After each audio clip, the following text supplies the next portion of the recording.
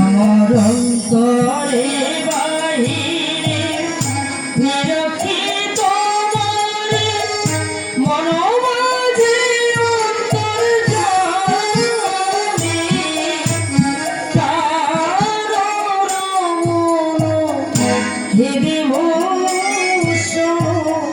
হৃদয় রতন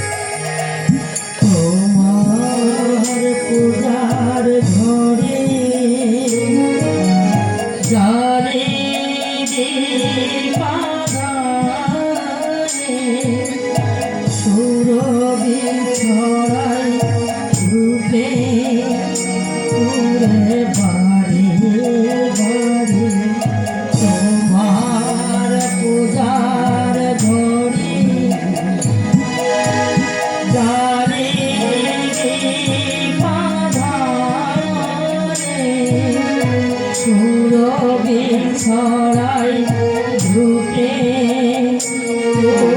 বাড়ি বাড়ি যেন মনে আমার তবু যেন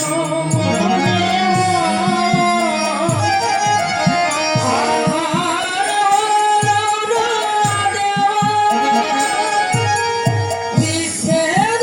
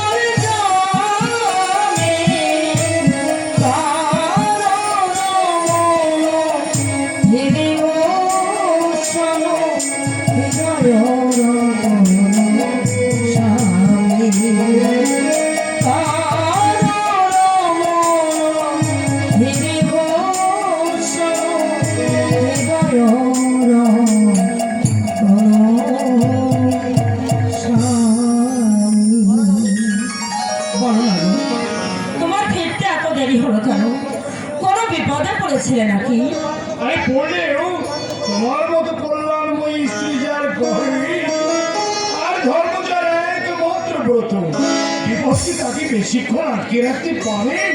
স্বামী, শৈবা ভগবানের লীলা খেলা আর দেবতাদের মতি গতি বোঝা বড় দায়। কি বলেছেন মহারাজ? ভগবানের লীলা খেলা আর ওই দেবতাদের মতি গতি বোঝা বড় দায়। কিন্তু আজ কি হয়েছে মন্ত্রী বল? আজ আপনাকে বড় ক্লান্ত বড় পরিশ্রান্ত বলে মনে সে হচ্ছে। কথা আমি আপনাকে বলতে পারবো না মহারাজ। সে কথা বলতে আমার কণ্ঠ যেন রুদ্ধ হয়ে আসছে। কি এমন কথা যা বলতে আপনার কণ্ঠ রুদ্ধ হয়ে আছে? বলুন বলুন, নির্ভয়ে বলুন। মহারাজ, গত রাত্রে দুষ্কৃতিকারীরা দুষ্কৃতিকারীরা ওই ভদ্রাকালীর মন্দির ভদ্রাকালের মধ্যে ভদ্রাকালীর মন্দির ধ্বংস করে।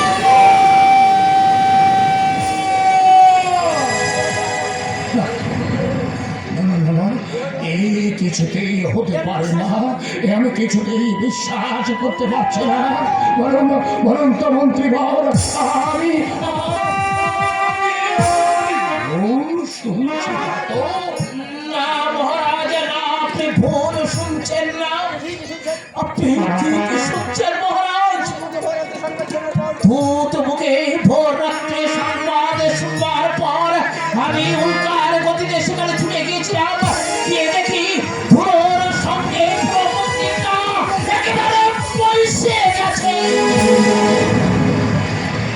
ওর সঙ্গে মিশে গেছে। শুনতে পাচ্ছ সেই বানা তুমি বতীর হয়ে গেলে।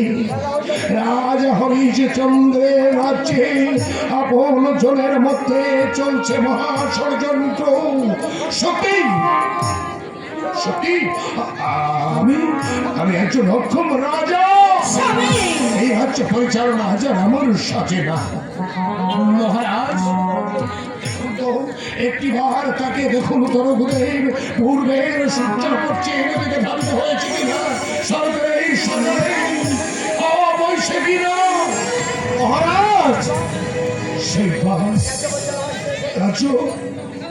রাজ্য পরিচালনা মোর শেষ হয়ে গেছে। স্বামী, মনে হচ্ছে তাকে অন্ধকারে চোরের মতোই রাজ্যকে চির বিদায় জানিয়ে আমি চোরের মতো পালিয়ে যাই। আপনি অতটা ভেঙে পড়বেন না মহারাজ। এই ভীরতা, এই দুর্বলতা আপনার শোভা পায় না মহারাজ। প্রতিকার করো বাবা, তুমি প্রতিকার করো। চারিদিকে গুপ্তচর পাঠিয়ে দাও, যেভাবে হোক যেমন করে হোক শত্রুদের বন্দী করে তুমি মৃত্যুদণ্ডে দণ্ডিত করো। এই অযোধ্যা থেকে চিরতরে নিশ্চিহ্ন করে বুঝিয়ে দাও যে রাজা শুধু দয়ালু নয়, ন্যায়ের পথে পাথরের চেয়েও সে কঠিন, সে কঠিন। মহারাজ, আমি আপনার পিতা হরিবিজের আমল থেকে এই রাজ্যের মন্ত্রিত্ব করে আসছি। কোনদিন যা হয়নি, কোনদিন যা ঘটেনি, আজ তাই ঘটতে চলেছে মহারাজ। আর এই প্রচার আমার নামে না ধুৎকার ছুটছে না। ওই দেবতারা স্বর্গে বসে এই রাজা হরিশ্চন্দ্রের মধ্যে আশীর্বাদ রেখে অভিশাপ দিচ্ছে। মহারাজ, আমি আশ্চর্য হয়ে যাচ্ছি, রাজ্যে এত প্রহরী নগর পুরানো থাকবে, এমন করে কিভাবে ওই ভদ্রাকালের মন্দির ধ্বংস হয়ে গেল? আমার মনে হয় মহারাজ, এই মন্দির ধ্বংসের পিছনে উচ্চপদস্থ রাজ কর্মচারীদের হাত আছে মহারাজ। উচ্চপদস্থ রাজ কর্মচারী? হ্যাঁ মহারাজ, আপনি কাউকে সন্দেহ করছেন? সেনাপতি সবার সিংহ, হ্যাঁ, আর আপনার এই অনুচর দেবব্রত। না, আমি কিছুতেই ভাবতে পারছি না। মহারাজ, আপনি যা ভাবতে পারছেন না তা ঘটতে সময় লাগছে না মহারাজ। আমি গোপনে খবর নিয়েছি, দেবব্রত সেনাপতি বহল হওয়ার পর থেকে একটি রাজস্ব কোথায় যায় কি করে সবার ছিল তার খবর রাখে না। আপনি গোপনে তদন্ত নিন, দেখবেন এই রহস্যের সন্ধান আপনি পেয়ে যাবেন। এই রহস্যের সন্ধান আপনি নিশ্চয়ই পেয়ে যাবেন। রঘুদেব ঠিক কথাই বলেছেন, শুধু আমার মনের উপর ভর দিয়ে কাউকে সন্দেহ করা আমার আদৌ ঠিক হবে না। গোপনে ওদের উপর আমার নজর রাখতে হবে। সত্যি সত্যি যদি অপকর্মের সঙ্গে অনন্ত হয় তাহলে ওদের আমি কঠোর বিচার করব। আমি রচনার উপযুক্ত বিচার করব। আমার বিচার? হ্যাঁ হ্যাঁ, যে অপরাধ তুমি করেছেন তার প্রায়শ্চিত্ত তোমাকে করতেই হবে। অপরাধ যদি আপনার এই শ্রীরাধের চরণে আমি করে থাকি তাহলে অবশ্যই আপনি সাজা দেবেন। শৈব শৈব শীঘ্র বর্তমান বনিয়েছ, দেখে যাও আজ আমাদের রাজ্যে কে এসেছে। শৈব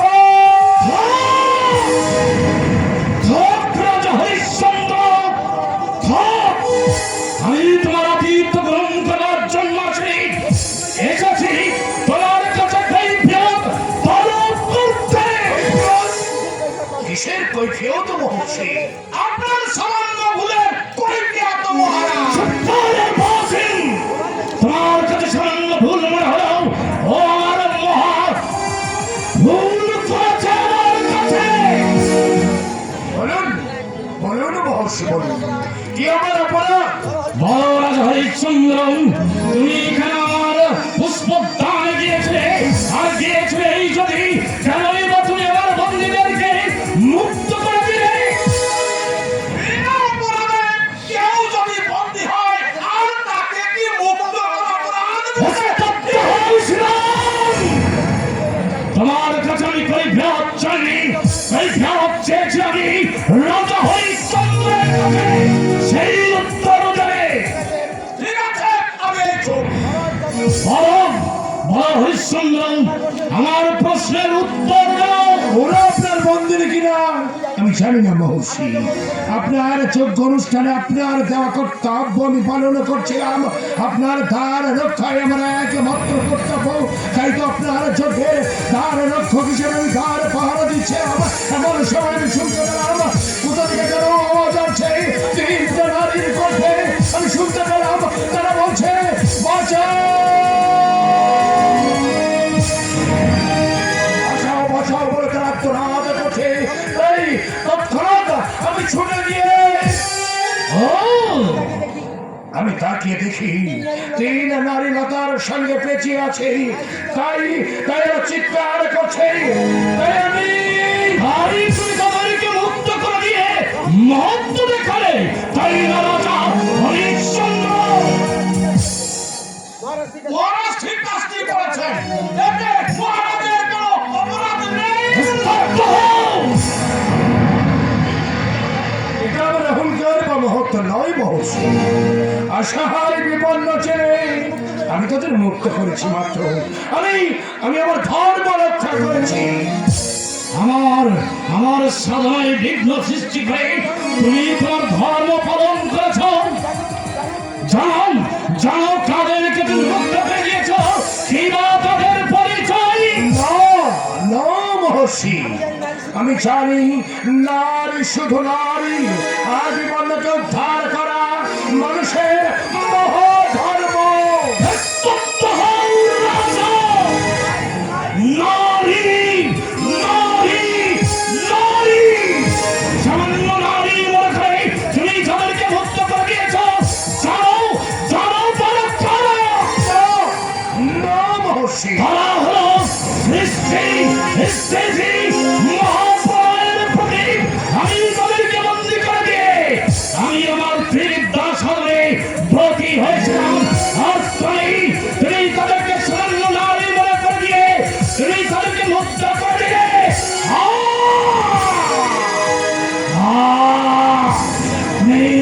তুমি আমার জয়ের পূর্বে আমার সাধনাকে বিফল করে আমি তোমাকে মহর্ষি। হ্যাঁ হ্যাঁ হ্যাঁ, অভিশাপ! কোনো ফল হবে না গুরুদেব।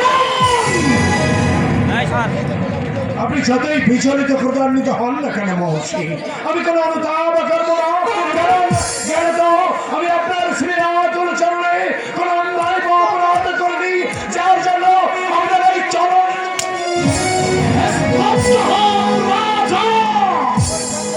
এখনো তুমি সংযত হও।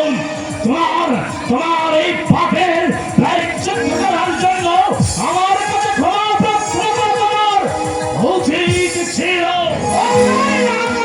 রাজা কেন আপনার কাছে ক্ষমা চাইবেন?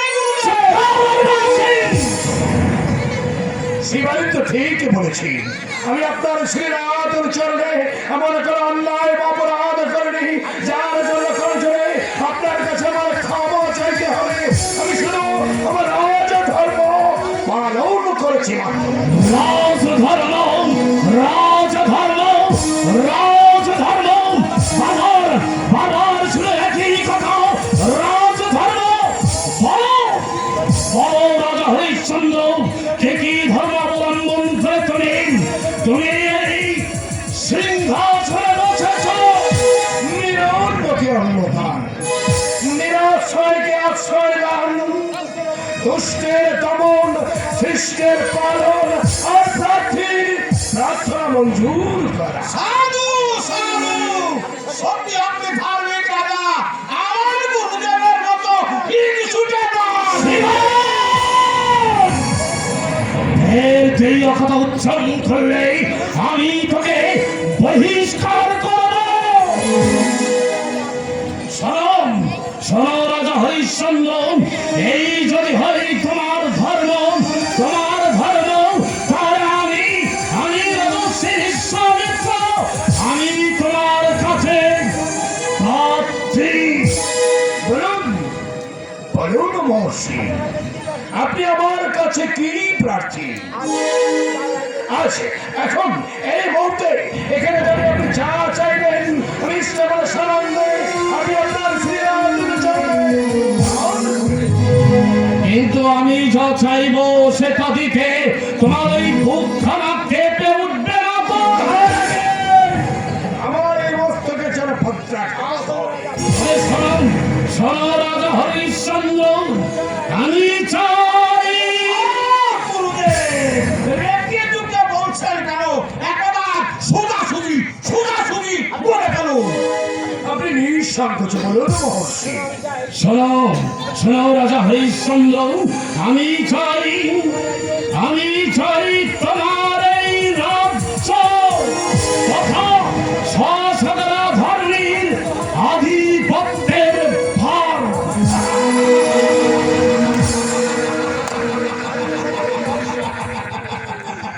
অধীনের সঙ্গে একই রহস্য মহর্ষি। রহস্য নয় তো কি? একদিন যে সিংহাসনকে চিরবিদায় জানি, সকল সুখ শান্তি দুঃখ সব কিছুকে বিসর্জন দিয়ে তাপস্যের বেশ ধারণ করেছে। তবের প্রভাবে চৈত্র থেকে ব্রহ্মত্ব লাভ করছে। সেই মহাতপ বিশ্বামিত্র আজ আমার কাছে প্রার্থী। একই সত্য, সত্য, চন্দ্র সূর্যের মতো সত্য রাজা হরিশ্চন্দ্র। বড় রাজা, তুমি আমার আশা পূর্ণ করবে। ধর্মকে সাক্ষী রেখে 33 কোটি দেবতা এখন এই মুহূর্তে এই শশাঙ্করা রাজ্য আমি আপনার শ্রীরাতুল চরণে আমি দান করলাম। রাজা হরিশ্চন্দ্র,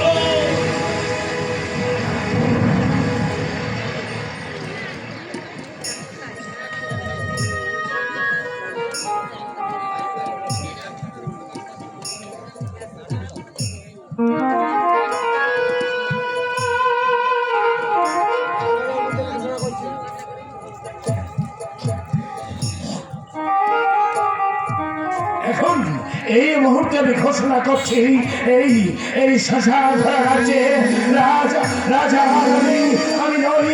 আজ এই শশাধরা রাজ্যে একমাত্র রাজা হলেন আপনি, বিশ্বমণি। সাধু সাধু, সত্যি সত্যি আপনি ধার্মিক রাজা। আমার গুরুদেব হচ্ছেন একটা লোভী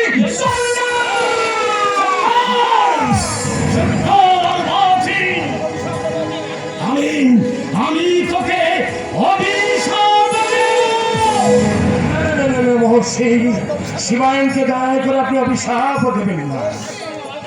বেশ, দান্ত করলে রাজা হরিশ্চন্দ্র, এবার আমার দানের দক্ষিণ দাও। দেব মহর্ষি দেব।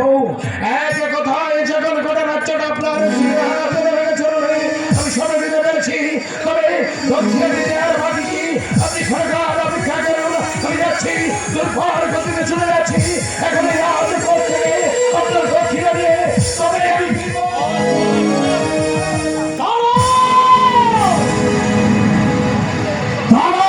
রাজা হরিশ্চন্দ্র, কেন তুমি ভুলে যাচ্ছ রাজা হরিশ্চন্দ্র? তুমি এই মাত্র এই রাজসভা, এই ধরনের আধিপত্যের ভার তুমি আমাকে দান করেছ। সুতরাং এই রাজসভা আর এই রাজসভার রাজভাণ্ডারে তোমার কোন অধিকার নেই। আপনি ঠিকই বলেছেন মহর্ষি, সত্যি আমি মন্ত্রী হয়ে গিয়েছিলাম। এই শশাধরা পৃথিবীর প্রতি আজ আমার কোনো অধিকার নেই, কিন্তু আমার এখনো দানের দক্ষিণা না দিলে তুমি তোমার রাজ্য ফিরিয়ে নাও, আর দক্ষিণা না দিলে আমি এই দান গ্রহণ করব না। দেব দেব মহর্ষি দেব। দয়া করে এই অধীনকে যদি আপনি কয়েকদিন সময় দিতেন। বেশ, আমি তোমাকে তাই দিলাম হরিশ্চন্দ্র, কিন্তু আমার এই প্রাসাদে তোমার থাকা চলবে না,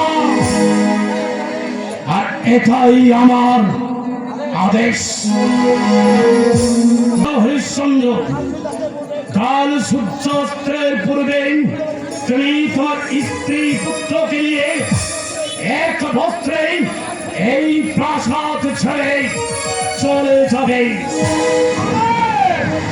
আপনি দেখছি একেবারে তপস্যা ছেড়ে রাজা হয়ে গেছে, তাই আজ থেকে আমি আর আপনাকে গুরুদেব বলে সম্বোধন করবো না।